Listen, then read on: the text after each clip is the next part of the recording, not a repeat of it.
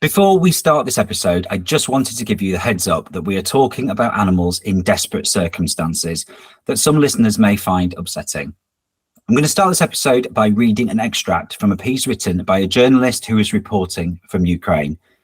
The inhabitants of the village had fled overnight, leaving these poor creatures to live abandoned and alone. A slow and agonizing death lay before them. They had no food and had to live with the terror of constant explosions. We even managed to get one of the dogs free. He was locked inside a house, and it was the captain of the soldiers who opened the door for him, risking being bitten by an animal that was both starving and terrified in equal measure.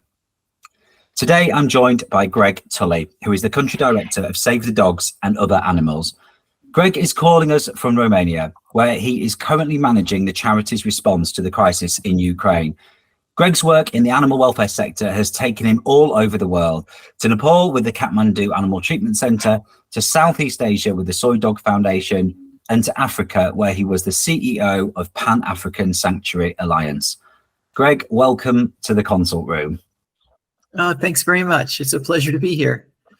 So, Gregg, you're calling in from Romania right now. What is the situation out there? In Romania? Well, it's we're in a rural part of southeast Romania where there are a lot of street dogs and street cats. It's just walking to the supermarket, you can't miss them. And so I work for Save the Dogs and Other Animals, and one of our major goals is to sterilize and take care of these, sterilize the dogs and cats to reduce their populations humanely.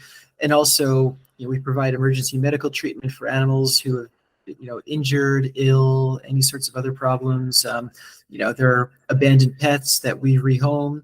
And so it's a lot of work taking care of these animals. There's a huge number. And also, another big part of what we do is awareness and education, helping people live better with their animals. We educate children about compassion for animals. We help disadvantaged farmers take better care of their working horses and donkeys. So it's a pretty comprehensive approach. So Save the Dogs was a charity in Romania, which existed well before the war in Ukraine. But can we go back to the first few days when Russia invaded and how that changed what you were doing as a charity? Yeah. So Save the Dogs has been working in Romania for 20 years. And actually my first day here was the last day of February of 2022, just a few days after the war started. So in my first day in a new job, we had meetings and decided, we need to make Ukraine a priority. We're just 2.5 hours driving from the Ukrainian border. So we're in a really strong position to, send supplies, provide support, act as a staging area. And so we decided it's such an urgent issue. And with all the animals and the people that were suffering, we needed to take action. But of course, with disaster responses, it's always chaotic. It was hard to get reliable information about what was happening and what the needs were. A lot of animal protection organizations wanted to get involved, but no one was really sure what to do in the beginning. So we went to the border at Isacha. It's a border crossing across the Danube River. And we saw just countless Ukrainian refugees coming across. And a lot of them had pets. Some of them had these animals, just, a little dog or a cat just wrapped up in their jacket. They didn't have any pet supplies, pet food, leashes, collars, pet carriers. So one of the first things we did was to decide to have a presence at the border every day, helping these refugees, giving them the supplies they needed, giving them pet food, giving them advice about traveling with their pets. A lot of them didn't realize that you need a pet carrier to bring a pet on an airplane. And so we were just giving them, even just giving them a safe place where they could sit down and warm up and charge their phones. And sometimes they would just burst into tears. They'd finally escaped Ukraine. They were in a foreign country. They didn't know the language. They didn't know where to go next. And we were giving them a safe place where we could take care of their dog, make sure their cat had some food, and let them sort of reset and figure out where to go next. I've heard some statistics that, the people displaced from the war in Ukraine, and it's around 8 million people that have fled, to Europe, and around 6 million have been internally displaced. But Do you have any idea how many pets and other animals have been displaced? Because those numbers are huge, aren't they? And I presume, a significant proportion of the population in Ukraine did have pets. Yeah, absolutely. Unfortunately, no one has figures about that. We've looked, but you're right. A lot of people in Ukraine have pets. I mean, even before the war, Ukraine had a substantial population of street dogs and street cats, and also a lot of them had people to take care of them, and also dogs and cats living in people's homes. So you can imagine, some people were able to bring their pets with them when they left their homes, and a lot of people didn't. I mean, there were people. I mean, Ukrainian men have generally not been able to leave the country because of the draft for the war. So a lot of the refugees have been, one woman with kids and maybe a pet or two if they could bring it with them. But if they had, large dogs or too many kids, they left the animals behind. So it's an absolutely overwhelming number. I mean, no one can really calculate it, but it's just from the trips that we've taken into Ukraine, the number of abandoned pets is absolutely shocking. And these aren't, I've worked in places where there are street dog populations of animals that live on the streets. They're pretty street smart. They know where to find food. I mean, a lot of these are just people's pets that lived in their house their whole lives. And then they've been wandering the streets, just desperate, no idea how to stay warm or how to find food. And, as a dog owner, and, the thought of having to make that decision is just, is incomprehensible to me. I can't imagine, how desperate and traumatic that was for those people. But, once they'd fled and, if they've had to abandon pets, once they've seen you, for example, at the border and doing the work that you do, did anybody try and get you to, to go and get their animal? Because it would feel so hard, wouldn't it, seeing people working with, with animals at the border and seeing people that have brought pets with them. What was it like in that place at that time? Yeah, it was hard. I mean, these people were in, one of the hardest points in their entire lives. And so it's, we did everything we could to help them, but emotionally it was really difficult on our staff and our volunteers. We were at the border every day for months, and it was, we would rotate people in and out because it was just so emotionally taxing. And some people did ask us to take care of the animals that they brought with them. They brought their animals from Ukraine to the border and across into Romania. And they said, I just can't keep doing this. This is too difficult, or I need to go stay with family in Hungary, Poland, somewhere else. And so there were cases where we accepted those pets and then we reunited them with their people later, which is sort of logistically challenging, but also really rewarding. I really hope that, whenever the war ends, people will go back and some of them hopefully will be able to find their dogs and cats again that they left behind. It won't be easy, but I hope they do. And it was interesting you say there that you had to keep switching the volunteers out that were working on that front line just because of the sheer emotion of it. Like what were they telling you about how difficult that was? Oh, I mean, you can imagine these people are, they were talking to people all day who had to very suddenly pack up a few possessions, leave their home. Because of the draft, their adult men weren't allowed to leave, so they were leaving behind fathers, husbands, sons. They didn't know if they'd ever see them again. They didn't know if they would see their homes again. And and they're going through, I mean, some of them traveled for days, if the lucky ones had a car. If they didn't, they were walking, trying to find other sources of transportation.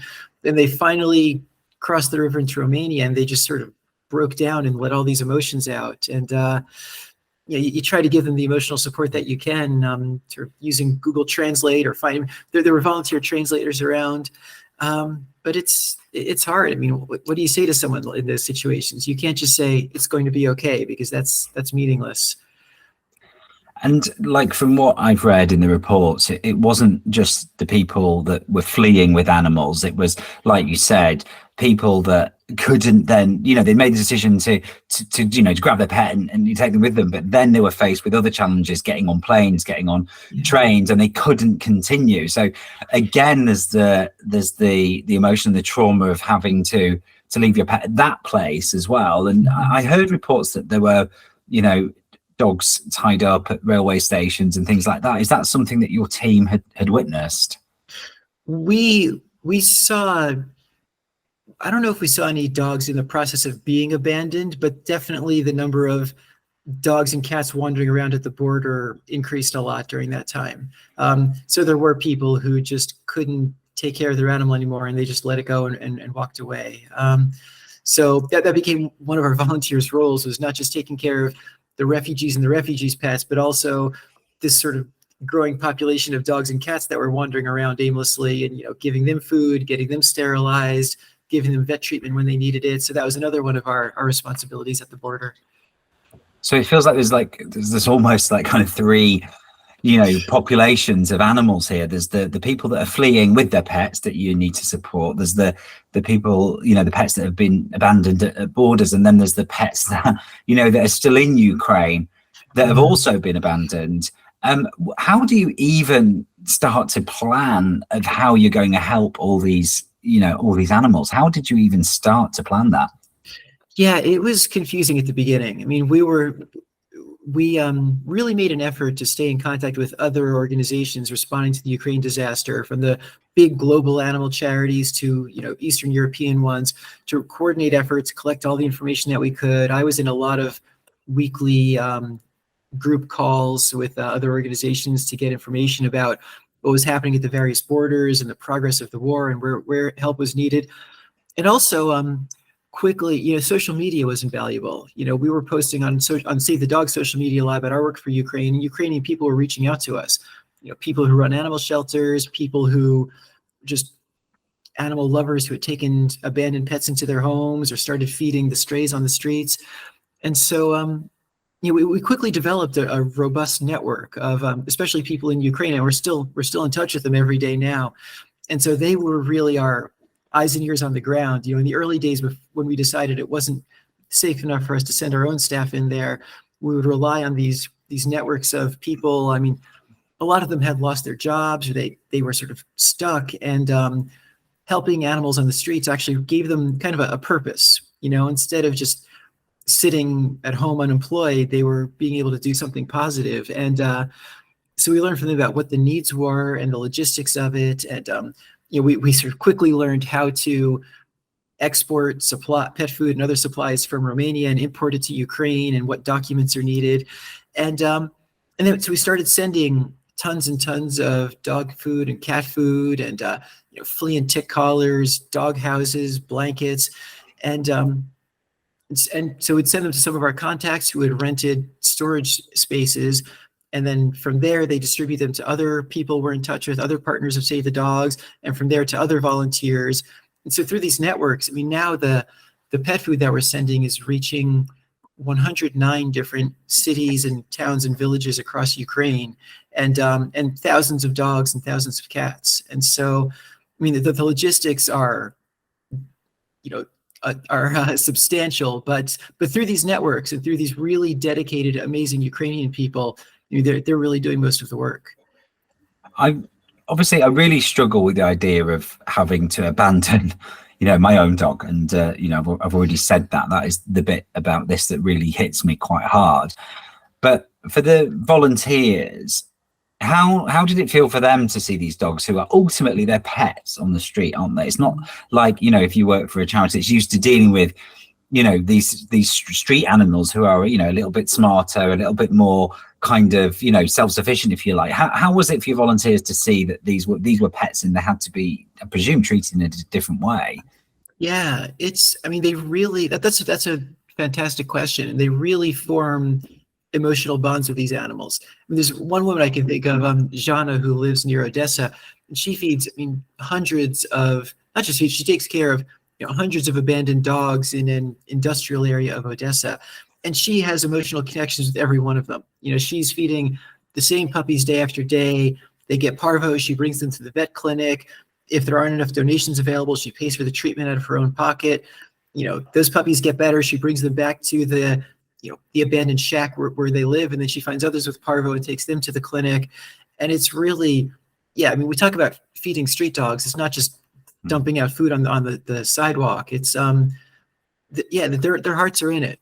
And they've said so many times how grateful they are to Save the Dogs and to Blue Cross for making this possible, for donating supplies, donating tons of pet food. I mean, at this point, Save the Dogs has given more than 700 tons of pet food to Ukraine. And so it's a real collaboration, but they're very emotionally connected with the animals they're helping. Yeah. And, going back to this this question I've got about, these animals not being necessarily hardy or street smart. We went into winter, which is, bitterly cold over there, but in a lot of areas was compounded by lack of water, lack of food, lack of power. Like, how did these animals survive? And did they? Were you finding that a lot of them were not making it through the winter? Fortunately, in the areas where our partners are, because of this network that we have, we didn't hear many accounts of dogs and cats not surviving. I mean, I've heard secondhand, thirdhand, in other areas of Ukraine, things were a lot worse. But again, thanks to Blue Cross and other supporters of ours, we donated dog houses and blankets to give the animals a place to get out of the snow and to stay warm, and the pet food also, so they can keep on calories, so that they can keep up their their body mass and stay warm. And so it really enabled thousands of animals to get through the winter. But I know there are other parts of Ukraine. I mean, it's a big country, and even with all the various animal charities that are working there, it's just not nearly enough. And so there are other areas where things have been a lot tougher on the animals, and I'm sure a lot of them didn't make it through the winter. And obviously, the primary thing here is the humanitarian crisis of the war. And I suppose my question is, you've got all these animal charities that are coming in and, doing these phenomenal efforts to protect the animals and the welfare of the animals involved. But I guess our governments purely focused on dealing with the human side of things, and it's left to you guys to try and do whatever you can to help animals. Yeah, it's true. It's really, I think it's on the nonprofit sector to take care of these animals. And of course, we can't say animals are more important than people, or that resources from the Red Cross or the UN should go to animals. But I think this underscores the importance of partners and donors all around the world who've made this work possible. It's all possible just because of donations, and a lot of these donations are 10 pounds, 20 pounds that all make it possible. So, Greg, what would happen if you guys weren't there to help these animals? What would the situation be like right now? I mean, I hate to say it, but without Save the Dogs' help, thousands of dogs and cats would not have survived the winter. A lot of our partners in Ukraine, I mean, we have a network of dozens of people, and a lot of them have said we're the only organization that's helping them. Without us sending food and sending other supplies, they would have nothing to work with. Most of these people haven't had jobs in more than a year now because of the war. And so, yeah, it's sad, but a lot of animals wouldn't have survived. A lot of puppies and kittens would have died on the streets.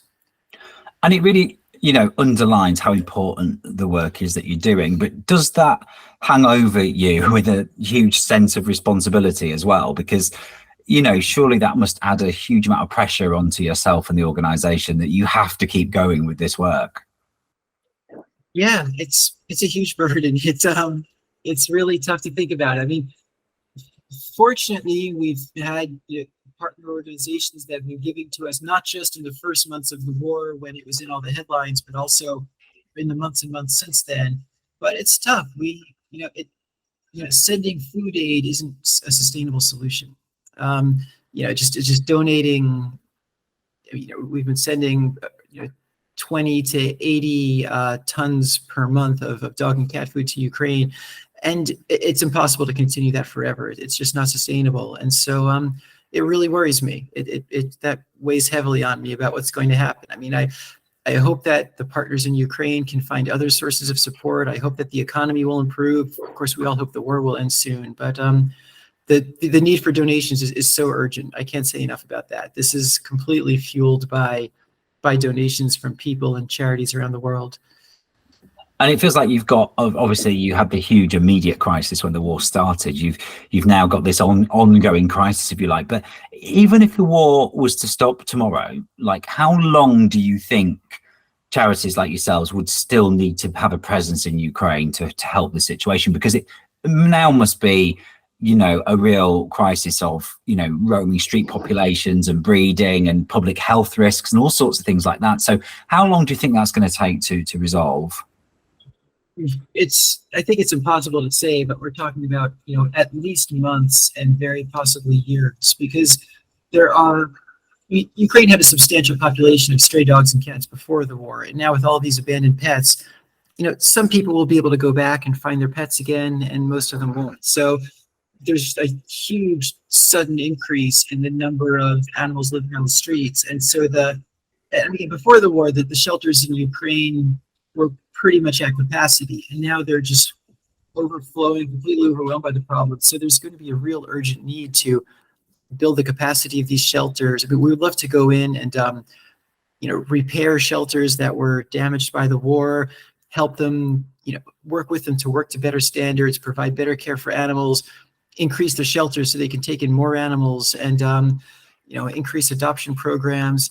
But there's this capacity building phase of it. I think once the emergency aspect of the war is over, there's going to be a real need for building capacity of the volunteers and the organizations that are helping these animals, and that could easily take years. So I've heard reports of people working in these rescue centres that are actually refusing to leave areas despite it being quite dangerous because there's nobody else there to feed and to care for these animals. Is that the case? Have you come across that? Yeah, we visited some villages, especially villages near Kherson and Mykolaiv, where we see a village where there were probably thousands of people living there, and now there are literally 20 or 30, and it's awful. There's no electricity, there's no running water. Water has to come in by truck. And we asked some of these people, why are you still here? And some of them said, for years they've been feeding the local outdoor dogs and cats, and they just couldn't leave these animals behind. So they're living in underground bunkers or living in shacks because every house in the village has been damaged and is uninhabitable, and they're staying there for the animals. And it's just incredible dedication. I can't even imagine doing that for months without any end in sight. And also, pet owners as well. Did you come across any people that refused to leave their, towns or villages despite it being in a war zone because they couldn't leave their animals? Yeah, absolutely. Like we said, absolutely. If somebody has one cat or one small dog, it's not too complicated to travel with it. But if someone has 3 large dogs or 8 cats, people stayed for their animals. And it's just really, it's kind of inspiring and heartbreaking at the same time, that they're so dedicated to their animals, but at the same time, they have to put themselves at risk. And, every time they go out to a store, they're at risk of an explosion to take care of their animals. It's really hard to even fathom what their everyday life is like. And I've been involved in animal welfare work for, over 20 years now, but I've never worked in a war zone. Like, how does it feel doing this kind of work with this imminent threat of danger? I mean, can you hear missiles over there? Can you hear, gunfire? What does it feel like?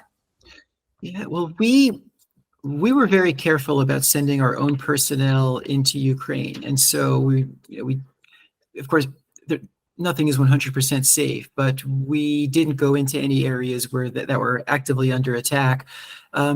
But we did go to a lot of areas that had, been under attack not too long ago, and you could see just, burned out cars and, houses with the roof collapsed or the entire house destroyed. And it's a little bit surreal because after some months of this, people just need to live their lives. So it starts to feel a little bit normal for the people there. You might hide in the basement for days, but you're not going to do that for months. So despite all the chaos and the unpredictability, people go to the supermarket, people walk their dogs, people need to live their lives, even if you don't know if tomorrow your local shopping center is going to be knocked down, or you don't know if you'll even have a country in the next year. But there's sort of this contrast of all this tragedy and chaos, and people who just need to go to work and need to buy groceries. And it all starts to become a bit normalized, doesn't it? And that kind of leads me on to the next question, which was around, funding, because obviously there's always a huge public response, isn't there, when these things first happen at the kind of the point of the crisis, if you like. But eventually media attention is diverted, diluted, other stories break, and people's attention is shifted, isn't it? And my question is, has that impacted on the amount of funds that are coming in? Have the general, public been, distracted, if you like, with other causes? Obviously, we've had some other significant global events since this happened, and this is, people get a little bit kind of immune to the urgency of it. So, has that impacted the fundraising efforts of you and your team? Yeah, absolutely. In the first months of the crisis, we were receiving a lot of donations and a lot of public support, and it's really tapered off since then. And now, it's hard to say this, but we're needing to reduce the amount of dog and cat food that we're sending to Ukraine because we're not receiving enough donations to sustain it at the same level. I've had to tell our partners, okay, we're sending tomorrow we're going to send a truck full of food, so 20 tons of food to Kharkiv. And I told our partners we're sending a truck tomorrow, but I said, but I don't know when I can send food again. It might be 2 months until the next truck to Kharkiv. So please be careful, plan ahead, look for some other sources of support. And it's devastating to have to say that to them. But, before the war, our work with Save the Dogs work was almost all in Romania, and we were raising enough money to cover the expenses in Romania. And now with the war in Ukraine, that's a huge additional expense, and we're not getting enough donations to sustain it. And so it's hard as Ukraine isn't in the headlines as much as it was, and other disasters happen and other things come into the news, that the support has been waning. But of course, the needs of the animals have not been. There are still as many homeless dogs and cats as there were a year ago. So it's a hard situation. So what's the immediate support these animals need then? You mentioned food there. Is there anything else that they need? What else are you fundraising for?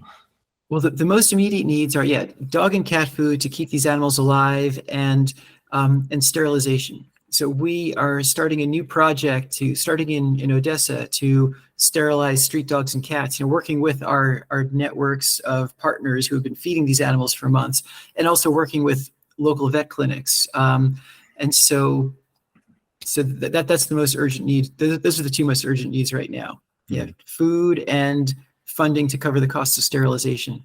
Because presumably without that sterilization drive, we're going to end up with, an exploding population of animals on the streets. Exactly. Yeah, we're looking at an unthinkable crisis. You think all of the unsterilized animals on the streets, having litters of puppies and kittens, and in a few months, I don't even want to think about how many of these animals aren't going to survive. And there's a huge focus, isn't there, at the moment on public health, coming out of a pandemic, and looking at the situation with bird flu as well, this cross-species movement of disease. Is there any overwhelming public health crisis that could be on the horizon with this exploding population of cats and dogs and other animals on the street? Yeah, it's possible. There is rabies in Ukraine. Of course, there are other common canine diseases, parvovirus, distemper, and with so many unvaccinated animals in close proximity to each other, roaming around, it could easily, I think diseases like that could easily spread. So that's another tragedy that we're trying to prevent by sterilizing the animals. And when I say sterilizing, I should say we're also sterilizing them and microchipping them and vaccinating them for rabies, so that the microchip is essential so that we can track them later, and if someone finds them, they'll know that it was sterilized and be able to identify the animal, and then of course the rabies vaccination to prevent a crisis like what you're talking about. I mean, the situation does sound so desperate, Greg, but I don't want us to part on that note. Have you got any stories of people that have been reunited with their animals? Because that's the thing that will probably I want to take away from this conversation, that there is hope. And you did say that there are people that are hoping to be reunited with animals. I'm not sure how they would do that, but have you got any stories or any examples of people that have been? Yeah, we do. There have been people who, refugees who escaped from Ukraine, and they needed to travel by plane, or they couldn't bring their pets with them, and they left their animals with Save the Dogs. We brought them to our shelter, and then we transported them, sometimes through a lot of complicated logistics, and brought them to either a family member of their former owner or back to the owner, and we reunited them. And I know, just not just that Save the Dogs has done this in Romania, but in other countries, including in the UK, people have been reunited with their animals. And so it's, that those success stories are really what keep us going. And there also have been a lot of adoptions in Ukraine, so many stories that the last time we were there, we visited someone in Mykolaiv who had some dogs before the war started. And she showed us, a dog with, a dog with 3 legs, a dog with a permanent limp, a cat that had been abandoned and, waited at a train station for months for its owners, and its owners never came back. So she adopted the cat. So there are a lot of success stories like these, people who have really, are pouring their hearts into this work and taking care of animals who are at their worst. It's so tough, isn't it? Because obviously there's the trauma from the people side where they've had to abandon, essentially members of their family. And I'm sure that has a huge and lasting psychological impact. But I guess added to all the other trauma of the war and the displacement.